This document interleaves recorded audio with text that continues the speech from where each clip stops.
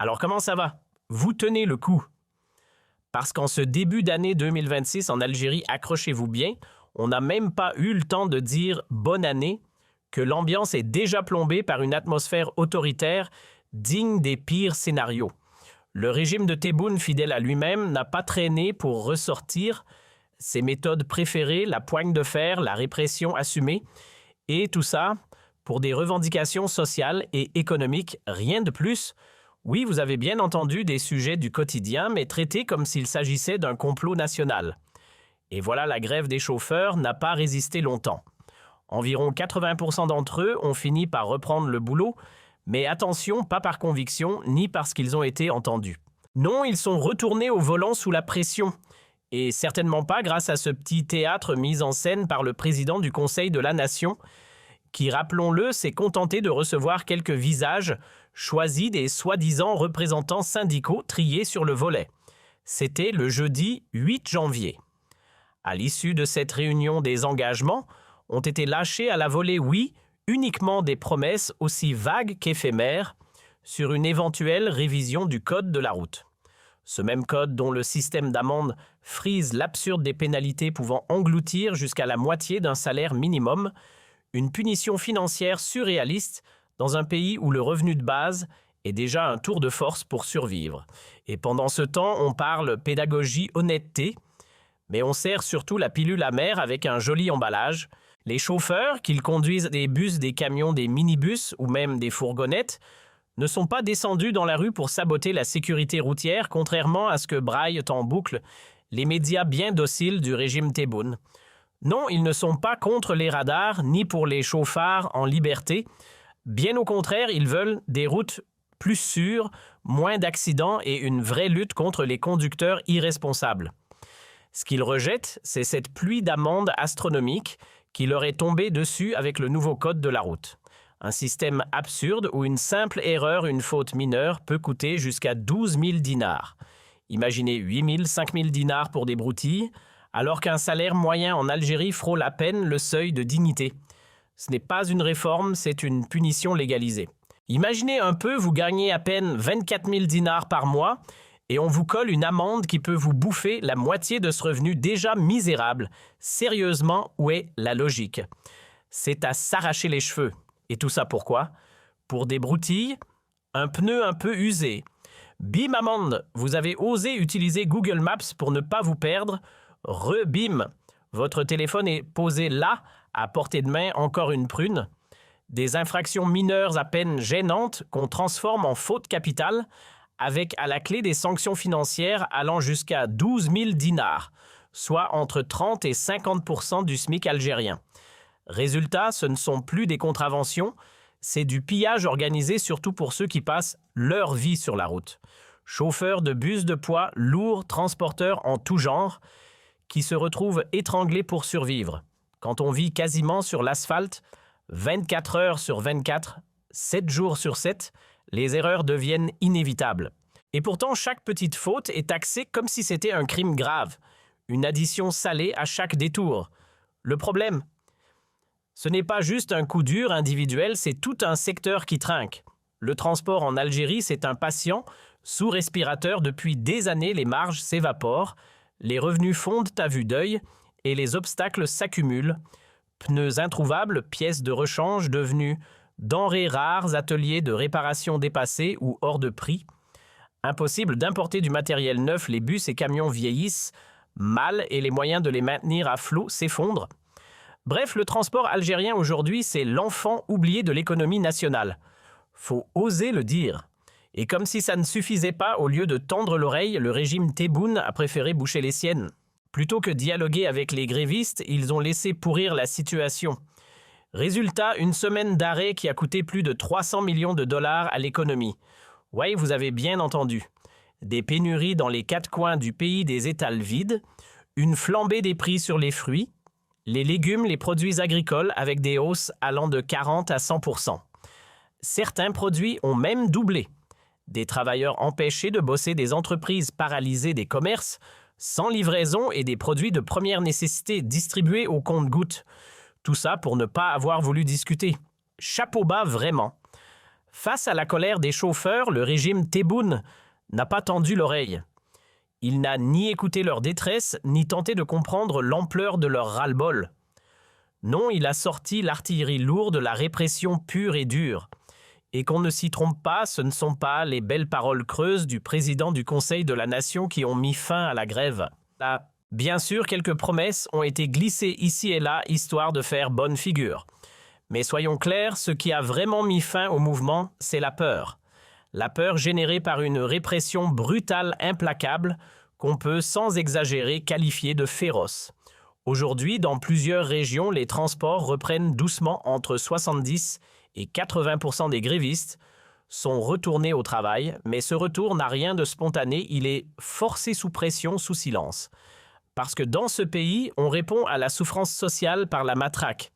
Quand je parle de répression atroce, je ne dis pas qu'ils ont tiré à balles réelles, pas encore. Mais les descentes musclées, les arrestations violentes, les gardes à vue à la chaîne, elles étaient bien réelles. Plus d'une quarantaine de grévistes ont été envoyés derrière les barreaux et certaines sources évoquent même une cinquantaine d'arrestations. Et sur cette cinquantaine, 40 ont fini en détention. Oui, 40. Pour ceux qui pensent encore qu'on exagère, qu'on invente, j'ai des faits concrets à poser sur la table. Car pendant que le régime Tebboune essaie de maquiller la vérité, nous, on a des noms, des lieux, des dates. Prenez la ville de Oued-Souf par exemple. Salutations respectueuses à ses habitants. Là-bas, un militant du nom de Hadj Jamel, aussi connu sous le nom de Hadj Jamel Hawar, a été enfermé en détention provisoire le 5 janvier 2026. Son crime? Non, il n'a pas jeté de pierre ni bloqué la route. Il a filmé. Oui, juste filmé. Il a capturé les images de la grève des chauffeurs de poids. Lourz a donné la parole aux grévistes de sa région et a partagé tout cela sur les réseaux sociaux. Un acte citoyen transformé en dossier judiciaire. Et ce n'est qu'un exemple parmi tant d'autres. Tout le monde a entendu parler de Hadj Jamel, évidemment. Sa famille s'est exprimée, les réseaux sociaux en ont parlé. Mais pour les autres, les dizaines de chauffeurs de bus ou de camions arrêtés eux aussi, silence radio. Des invisibles, pas de nom, pas de visage, juste des familles terrées chez elles, terrorisées, réduites au silence par des visites amicales, des services de renseignement. Ces agents envoyés directement pour faire peur ont menacé, intimidé et brisé les nerfs de ceux qui osaient encore espérer une once de justice. Parce qu'en Algérie, revendiquer devient un acte de bravoure et un danger pour ses proches. Et pendant ce temps, une autre vague de contestation se préparait, celle des commerçants. Prévue pour le 8 janvier 2026, elle devait être massive. Certains quartiers, quelques grandes villes ont vu entre 10 et 20% des magasins baisser le rideau. Mais la majorité paralysée non pas par l'indifférence, mais par la peur. On a sorti l'arme favorite du pouvoir, la menace. Les renseignements généraux ont frappé aux portes, les ont regardés droit dans les yeux et ont dit clairement « Fais grève et on te ruine. On fouille tes comptes, on lance un contrôle fiscal. Tu vas voir combien tu vas devoir payer. » Résultat, une grève étouffée avant même d'avoir crié. Le scénario est désormais bien rodé. Au début, on laisse faire. On observe, on tolère, on fait semblant de patienter. Puis, passé le 5e ou le 6e jour, le masque tombe. Place à la machine répressive. Les services de renseignement entrent en scène, infiltrent les rangs pour semer la discorde, font pression, menacent. Les forces de sécurité quadrillent le terrain. Les services secrets épluchent les profils en ligne, tractent les comptes qui relaient, le mouvement explique. Ces raisons éclairent l'opinion publique. Ensuite, tout s'enchaîne, arrestation brutale, descente à domicile interrogatoire, interminable, gardes à vue, puis comparution expéditive devant des juges qui finissent par envoyer près d'une quarantaine de personnes en prison. La méthode est claire, assumée et répétée sans scrupule. Et qu'on ne vienne surtout pas nous dire que l'affaire de Oued-Souf serait une exception. Le cas de Hadj Jamel Hawar n'est ni isolé ni accidentel. De nombreux observateurs militants et défenseurs des droits humains l'affirment, souvent sous couvert d'anonymat, une vague d'interpellations arbitraires a touché des chauffeurs routiers dans plusieurs régions du pays. Leur faute? Avoir participé à une grève, pris part à des rassemblements pacifiques ou simplement exprimer leur refus de certaines règles du code de la route et de hausse jugée injuste du prix des carburants. Dans l'Algérie d'aujourd'hui, protester calmement suffit à devenir une cible. On ne va pas se mentir, discuter, ce n'est pas dans l'ADN du régime Tebboune. Le mot « dialogue », ils l'ont barré de leur dictionnaire politique. À la place, une mascarade. Ce n'est pas le gouvernement qui a tendu la main, même pas un doigt. Non, c'est le Conseil de la Nation qui a soi-disant reçu des représentants. Mais quels représentants, franchement, des figures indépendantes, des élus syndicaux crédibles? Que nenni. Ce qu'on a eu, c'est un casting bien trié de fidèles du système, l'UGTA, fidèle allié du pouvoir, la Fédération des transporteurs qui n'est qu'un clone de l'UGTA sous un autre nom, et l'Union des commerçants version artisanale de la même recette. Des coquilles vides au service du régime. Et ne croyez pas que les chauffeurs ont pu désigner librement leur porte-parole. Non, non, tout a été joué d'avance. Désigner quelqu'un, disait Rail, mais ce quelqu'un devait déjà être dans leur petit papier. En vérité, ceux qui auraient dû recevoir les grévistes, c'est l'exécutif, le vrai Premier ministre concerné gouvernement en entier. Mais eux portent fermé silence radio. Ils ont sciemment refusé tout échange. Pourquoi? Parce que accepter le dialogue, c'était reconnaître la légitimité de la grève, et ça, ils ne pouvaient pas le supporter. Alors ils ont sorti la grosse machine répression, organisé justice instrumentalisée et prison comme réponse officielle. Dialogue non, menottes et tribunaux. Oui, cette obsession de la poigne de fer, elle n'est pas juste alarmante, elle est révélatrice. Elle montre que le régime Tebboune n'a jamais eu un problème limité à quelques opposants bruyants ou mouvements marginaux. Non, ce n'est pas juste Rachad le Mac ou 2-3 influenceurs exilés qui les dérangent. Ce pouvoir, il est allergique à tout ce qui ressemble, de près ou de loin, à une liberté, qu'elle soit individuelle ou collective. Ce régime, il ne supporte pas la contradiction, il étouffe la parole et il craint la démocratie comme on craint la peste. Il ne veut ni débat, ni compromis, ni diversité d'opinion. Il veut régner sans partage, imposer son récit, sa version unique de la vérité, en écrasant tout ce qui ose contester. Il ne croit qu'en une chose, le bâton. Sa seule logique, c'est celle du rapport de force. Et plus le peuple réclame des droits, plus lui sert la vis. On ne gouverne pas avec une main de fer quand ce qu'on vous demande, c'est d'écouter. Ce qui est franchement angoissant, c'est cette conviction absurde que l'on peut résoudre des crises économiques et sociales avec des matraques. Non, messieurs du pouvoir, gérer un pays, ce n'est pas comme surveiller une cour de prison. L'économie, ce n'est pas un parti politique qu'on verrouille, ni une élection qu'on manipule. L'économie, c'est fragile, c'est vivant. Elle respire à travers la confiance, elle avance avec le dialogue, elle a besoin de flexibilité, de confiance mutuelle, de compromis. Et aujourd'hui, tout ça a disparu. Plus personne ne croit en rien. La méfiance est devenue monnaie courante. Voilà pourquoi c'est inquiétant. Et ce n'est pas tout. Ce régime, il se surestime dangereusement. Il se prend pour un roc éternel, persuadé de pouvoir régner sans fin, d'imposer la force comme seule vérité, de jeter les gens en prison, comme on range un dossier. Pour lui, les libertés fondamentales, des détails. Pourtant, elles sont dans la Constitution noir sur blanc. Le droit de grève, par exemple, ce n'est pas un caprice. Un commerçant ferme boutique pour protester, c'est son droit. C'est son bien, sa sueur, sa vie. Il ne bloque pas la rue, il ne crie pas sur les toits, il choisit juste de dire « stop » à sa manière.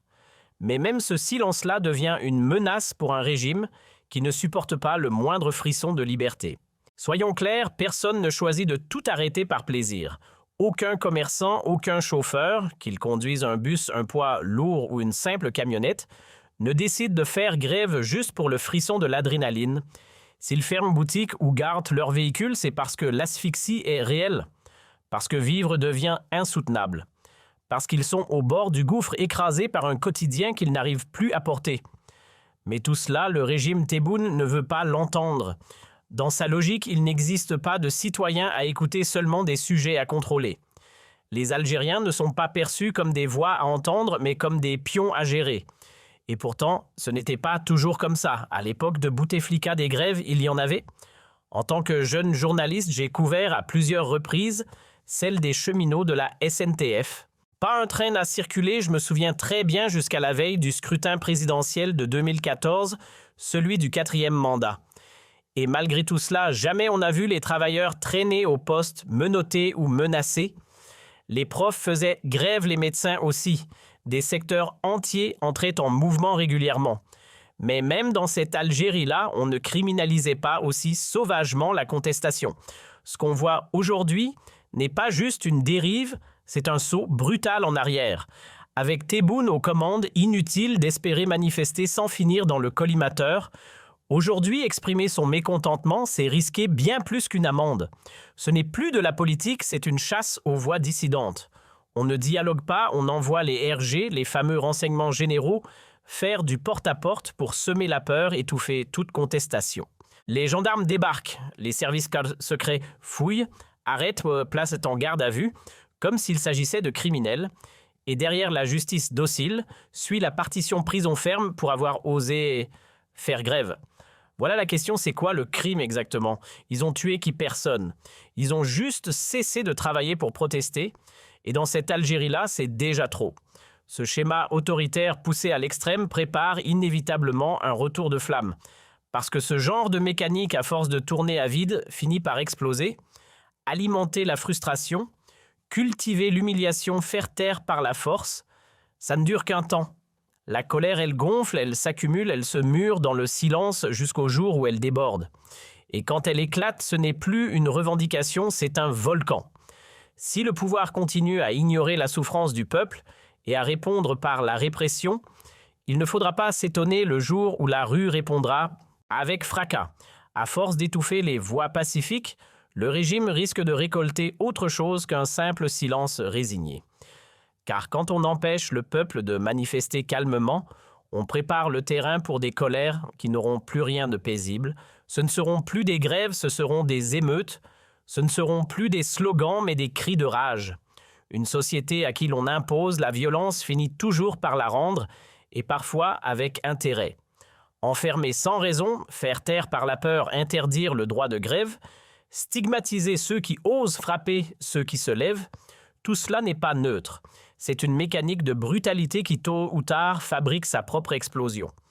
Et il faut le dire clairement, le pouvoir est en train de jouer avec une poudrière. Ce n'est plus qu'une question de temps avant que la pression n'explose. Car il y a une limite à ce que peut endurer un peuple. Entre les pénuries à répétition, la flambée des prix, le chômage galopant, une monnaie qui s'effondre et une répression qui s'intensifie, il ne faut pas s'étonner si un jour les Algériens craquent. Pas parce qu'ils le veulent, mais parce qu'on les pousse jusque-là. Il y a un moment où le couvercle va sauter. Un moment où le peuple, à force d'encaisser sans broncher, finira par exploser. Et si ça arrive, ce ne sera pas un retour au Hirak version 2019, pacifique et festif. Non. Parce qu'à cette époque-là, sous Bouteflika, malgré tous les défauts du système, il restait un peu d'espace pour respirer. On pouvait encore défiler, parler, revendiquer sans risquer la prison à chaque mot. Il y avait une soupape. Aujourd'hui, elle est scellée, et c'est ça qui me fait peur. Parce que si le peuple descend à nouveau dans la rue avec cette équipe au pouvoir, j'ai bien l'impression qu'il n'hésiterait pas une seconde à répliquer avec les armes. Oui, j'ai peur, et pas une peur vague. Une peur viscérale pour mon pays. À l'époque de Bouteflika, on pouvait encore s'exprimer, sortir quelques minutes, se réunir sans forcément finir en cellule.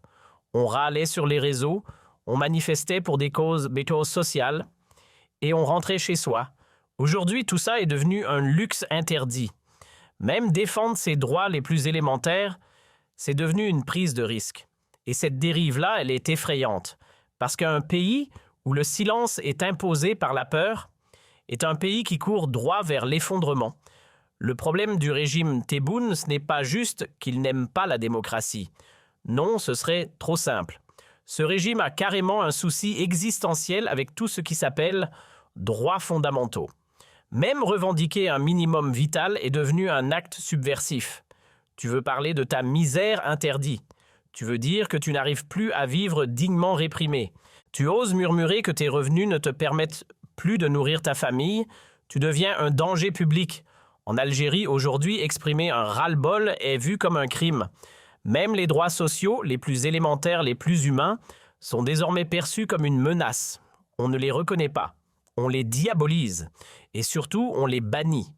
Et pendant ce temps-là, les prisons continuent de se remplir. Depuis le début de 2026, la chasse aux opinions ne s'est pas calmée. Au contraire, les arrestations pleuvent, les détentions arbitraires s'enchaînent. Pourquoi? Pour une phrase, une publication, un simple avis. La machine à broyer la parole est bien huilée et elle ne ralentit pas. Bienvenue dans un pays où penser différemment vous envoie derrière les barreaux. Prenez Aon par exemple. Dès la première semaine de janvier 2026, la machine judiciaire était déjà en marche. 2 citoyens viennent d'en faire les frais. Leur crime, avoir pensé tout haut. USS Baza a écopé de 7 ans de prison ferme pour avoir exprimé ses idées. Oui, vous avez bien entendu, 7 ans pour des mots. Quant à Al-Hajbou Bouabsa, chirurgien dentiste de son état, lui s'en sort mieux 1 an avec sursis. Pas de mandat de dépôt, du moins pour l'instant. Mais il reste à la merci d'un retournement de situation. Et tout ça pourquoi? Pour quelques publications sur les réseaux sociaux. Ce ne sont ni des criminels, ni des agitateurs violents, ils ont juste écrit ce qu'ils pensaient. Et à Gigel même, refrain. Abdislam Fnit, ancien détenu d'opinion, est de nouveau convoqué par la justice. Il doit s'expliquer, encore une fois, pour ses prises de position. Son délit, avoir un avis sur la situation politique du pays. Un citoyen qui s'intéresse à l'actualité devient une cible à surveiller. C'est officiel en Algérie, donner son opinion, c'est jouer avec le feu. Dans la wilaya d'Aouf, le scénario ne change pas. Un militant qu'on connaît bien maintenant s'est retrouvé derrière les barreaux. Pourquoi? Parce qu'il a eu le tort de filmer, de documenter, de rendre visible au grand public ce que vivaient les chauffeurs en grève. Son crime, avoir braqué une caméra sur la réalité, et ce n'est pas un cas isolé. À Héroux même, punition pour un écrivain journaliste, arrestation-détention. Vous l'aurez compris, toute voix qui s'élève, toute plume, qui gratte tout regard qui observe est désormais considérée comme suspecte. Militants, journalistes, acteurs de la société civile convoqués, intimidés, condamnés ou jetés en prison.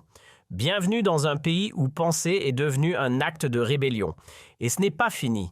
Tenez à Gigel, un autre activiste, Yasser Rouiba, s'est fait interpeller par des agents en civil. Aucune explication. Silence radio sur les raisons de son arrestation. Ce qu'on sait selon plusieurs sources, c'est que ce coup de filet serait préventif. Son intention, rencontrer les chauffeurs grévistes, discuter avec eux, immortaliser leur lutte, faire entendre leur voix. Mais dans l'Algérie de 2026, tendre un micro à un gréviste, c'est presque un acte de guerre. À Annaba, l'histoire de notre confrère Meskab Jama frôle le surréalisme. Depuis 2 longues années, ce journaliste vit un véritable calvaire judiciaire. Et le mois de janvier 2026 n'a fait que renforcer cette pression. 3 convocations au tribunal, 3 dossiers distincts, les 20, 21 et 27 janvier. Et pourquoi? Pour avoir écrit, publié, exprimé. Ces publications sur les réseaux, ces chroniques, ces prises de parole publiques sont devenues des chefs d'accusation. Une plume libre est désormais considérée comme une menace. C'est là qu'on voit à quel point la machine judiciaire est instrumentalisée. La pression est constante, ciblée, assumée, et elle s'abat sur toutes celles et ceux qui osent critiquer ou simplement penser autrement. Militants, journalistes, citoyens engagés, personne n'est épargné. Mais ce réflexe autoritaire, au lieu d'éteindre les braises sociales, ne fait qu'attiser les flammes. Plutôt que de répondre aux crises économiques et sociales, le régime préfère les étouffer sous des dossiers judiciaires. Et c'est là que le vrai danger commence. Les difficultés économiques et sociales, elles ne se règlent pas à coups de matraque, ni par décret autoritaire. Elles réclament une chose, de l'écoute, du dialogue, une table où chacun peut s'asseoir et être entendu. Mais lorsque les principaux concernés, ceux qui vivent les réalités de terrain au quotidien, sont réduits au silence interdit de propositions ou même de plaintes, alors forcément on se dirige vers une gestion bancale, une gouvernance à l'aveugle. Même les régimes autoritaires les plus coriaces de la planète, on pense à la Chine ou à la Russie, comprennent qu'en matière d'économie, il faut savoir lâcher un peu de lest, offrir un minimum de flexibilité, tolérer une marge d'autonomie, créer de la respiration. Mais chez nous, non, l'économie obéit à la matraque, la société à la répression.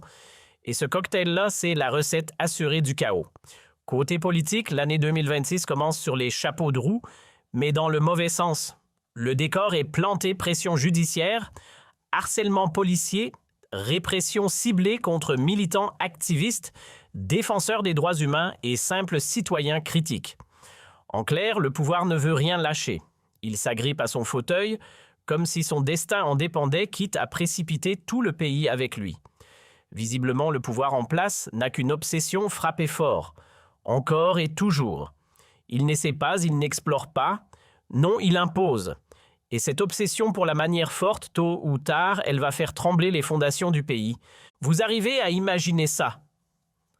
Des camions transportant de simples denrées de base, sucre, huile, lait, obligés d'être encadrés par des forces de sécurité armées, rien que pour pouvoir livrer sans croiser la route des grévistes.